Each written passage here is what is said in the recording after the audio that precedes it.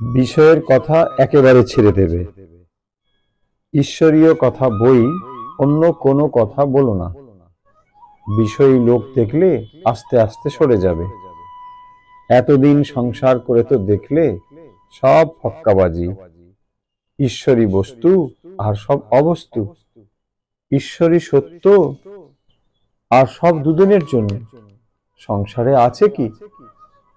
আমরার অম্বল, খেতে ইচ্ছে হয়, কিন্তু আমরাতে আছে কি?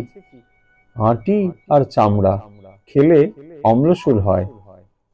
দেহত্যাগের আগে যদি কেউ ঈশ্বরের সাধন করে, আর সাধন করতে করতে ঈশ্বরকে ডাকতে ডাকতে যদি দেহত্যাগ হয়, তাকে আর পাপ কখন স্পর্শ করবে?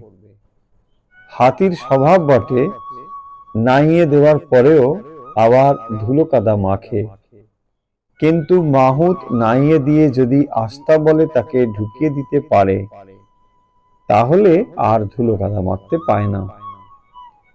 অনাসক্ত হয়ে সংসারে থেকে কর্ম করলে সব মিথ্যা জেনে জ্ঞানের পর সংসারে থাকলে ঠিক ঈশ্বর লাভ হয়। যারা কষ্টে ছাড়ে তারা হীন থাকে লোক। সংসারিক জ্ঞানী কিরকম জানো? যেমন সার্সির ঘরে কেউ আছে, ভেতর বার দুই দেখতে পায়।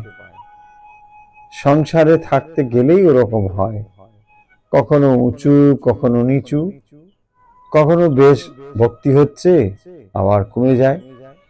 কামিনী কাঞ্চন নিয়ে থাকতে হয় কিনা, তাই হয়। সংসারে ভক্ত কখনো ঈশ্বর চিন্তা হরিনাম করে, আবার কখনো বা কামিনী কাঞ্চনে মন দিয়ে ফেলে।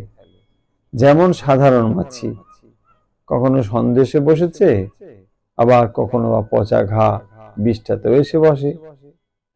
ত্যাগীদের আলাদা কথা, তারা কামিনী কাঞ্চন থেকে মন সরিয়ে এনে কেবল ঈশ্বরকে দিতে পারে, কেবল হরিরস পান করতে পারে।